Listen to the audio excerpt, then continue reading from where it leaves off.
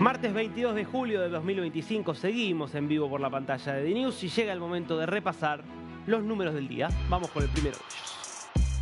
25% es la caída que experimentó la cantidad de turistas internacionales recibidos por Cuba en lo que va de 2025, en realidad tomando el primer semestre de 2025 comparado con el primer semestre del año pasado. Es una caída dramática porque se compara con el peor año en las últimas 2 décadas, que fue 2024. Esto habla de la gravedad de la crisis que vive Cuba.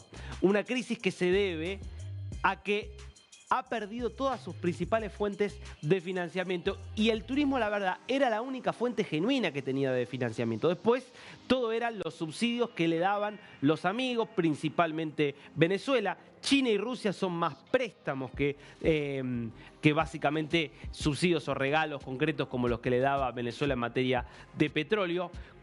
Siendo una economía devastada además por la imposibilidad de producir con las condiciones que establece el régimen, la única forma de que ingresaran de manera genuina ingresos era a través del turismo. Pero claro, esto empezó a ser afectado por todos los otros sectores de la crisis. Pensemos que la falta de energía, la falta de comida, la falta de condiciones básicas de infraestructura, de salud, termina afectando también al sector turístico, que ven que en los hoteles del Caribe cubano, bueno, hay escasez y desabastecimiento de cosas que antes había y que sigue habiendo en otros destinos turísticos del Caribe, lo que explica esta baja. Para poner los números concretos, hoy estamos hablando de que en estos 6 meses fueron nada más que 980.000 visitantes extranjeros. Estamos hablando de un número muy por debajo de la meta que tenía el gobierno, que pretendía llegar a 2025 con 2.6 millones. Pensemos que ni siquiera llegó al millón en los primeros 6 meses del año. Y lo dramático es que se compara, insisto, con el año pasado, que fueron 2,2 millones de turistas, que es menos de la mitad de lo que registraba Cuba antes de la pandemia. Un año más o menos bueno de Cuba antes de la pandemia implicaba superar largamente los 4 millones de turistas. Esto explica obviamente que la economía esté cayendo de la forma que está cayendo y que la situación de crisis social sea cada vez más aguda. Esto para la población general, esto para el 90% de los cubanos, para la élite esto no importa, porque mientras cada vez menos gente puede disfrutar y cada vez menos gente puede tener una vida mínimamente digna, Sandro Castro, el nieto de Fidel Castro, la sigue pasando muy, pero muy bien. Mira el último video que publicó.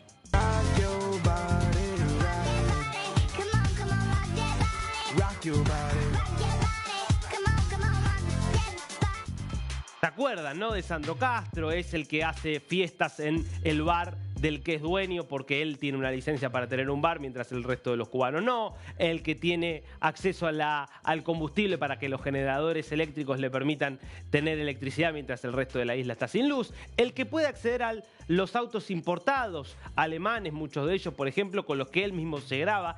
Sandro Castro, que sigue de fiesta. Cuba se sigue hundiendo, lo vemos con estos datos, lo muestra la realidad cotidiana de todos los cubanos, pero él, y podríamos decir la élite del régimen muy chiquitita, también siguen de fiesta.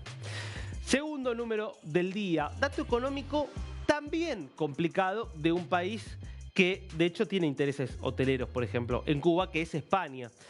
2,7% es la suba registrada por el salario real español, no en el último año, en los últimos 30 años. Desde 1994 hasta acá, el salario real promedio en España creció solamente 2,7%. Es, para que tengas dimensión, el número o el incremento más bajo prácticamente de toda la OCDE, de toda la Organización para la Cooperación y el Desarrollo Económico, que nuclea de alguna forma a los países más desarrollados o en vías de desarrollo, pero más competitivos del mundo. Solamente están por debajo en términos de crecimiento del salario real en ese periodo 94, 2024, solamente están por debajo México, Italia y Japón. Los únicos 3 países que están por debajo, pero el promedio del grupo es en ese mismo periodo un crecimiento del 30% del salario. Ese es el promedio del grupo. O sea, vos fíjate, España está en un 10%, menos de una décima parte del incremento promedio de la OCDE. Esto habla de lo mal que se ha administrado en los últimos años la economía española para explicar este problema de productividad tan grande que tiene España. La contracara dentro de la OCDE son los países bálticos, Estonia, Letonia, Lituania, países que venían obviamente de mucho más abajo que España en el año 94, venían saliendo del comunismo, saliendo de la miseria generalizada, y la aplicación de reformas de mercado, la incorporación luego al euro y a la Unión Europea les permitió despegar,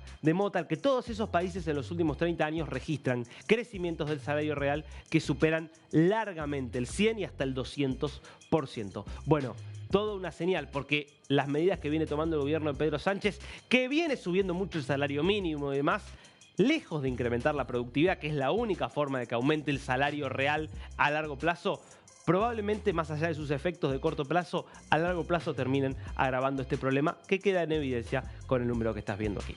Nos metemos con las caras del día. Vamos con la primera de ellas. Hunter Biden, el hijo del expresidente Joe Biden, que reapareció dando por primera vez en años, te diría, una entrevista a cámara, sin pelos en la lengua, sin ningún tipo de filtro. Fue en un canal de YouTube bastante conocido en los Estados Unidos, donde habló de todo. Habló de todo significa que habló incluso, por ejemplo, de uno de los fantasmas que lo ha acechado, que son las adicciones. Adicciones a todo tipo de drogas, adicciones al alcohol. Recordemos que Hunter Biden, tenía a finales del año pasado 2 acusaciones muy graves que podían terminar con penas de prisión. Una por haber comprado ilegalmente un arma, porque había comprado un arma estando bajo los efectos de su adicción a las drogas, cuando eso está prohibido en los Estados Unidos, y él la había comprado igual, y además estaba complicado por una causa de evasión fiscal, ¿no? Alguien que siempre estuvo muy vinculado a negocios medio raros, utilizando el apellido Biden. Claro, él hoy está tranquilo porque su papá lo absolvió, mejor dicho, lo indultó en los últimos días de su gobierno, emitió un indulto que lo benefició, con lo cual ya él quedó libre de la posibilidad de que pudiera ser condenado por eso. Con esa soltura, habló, por ejemplo, en un momento, no te lo vamos a mostrar porque es increíble eso que él publica, habla de las diferencias entre la cocaína y el crack, casi que hasta da una serie de instrucciones de cómo hacer crack a partir de la cocaína. Bueno, muy preocupante. Y habló de los enemigos de su padre o de quienes traicionaron a su padre. Él era de los que le decía al papá: vos no te tenés que bajar de la candidatura, tenés que ser vos el candidato del partido, cuando hace exactamente un año Biden anunciaba que declinaba su candidatura en favor de Kamala Harris. Y se le agarró particularmente con George Clooney, este actor ultrademócrata que había publicado hace un poquito más de un año una solicitada en el New York Times pidiéndole a Biden que se retire y que decline la candidatura. Mirá lo que decía Hunter Biden acerca de George Clooney. Opinions, but him and everybody around him are not to be nice. Number one, I agree with Quentin Tarantino. George Clooney is not a actor. He is a I don't know what he is. He's a brand. And by the way, and God bless him. You know what? He supposedly treats his friends really well. You know what I mean? Buys them things. And he's got a really great place in Lake Como. And he's great friends with Barack Obama.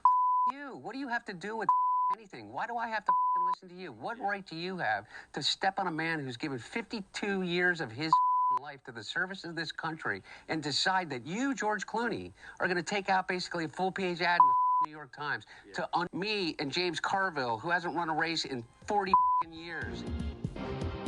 la cantidad de insultos en solo 40 segundos de extracto. Bueno, así fue toda la entrevista. Un hombre que dice que está limpio, que no consume más desde el año 2019, pero que parecería tener un equilibrio bastante delicado y que sin embargo tenía un papel muy importante porque era un asesor relevante de Biden. Biden decía que escuchaba todo el tiempo la voz de Hunter para la toma de decisiones. Bueno, mira este otro extracto donde increíblemente parece que fantasea con la posibilidad de ser presidente en el futuro y donde se mete con Nayib Bukele por haber aceptado básicamente las deportaciones de criminales que le envió a Estados Unidos.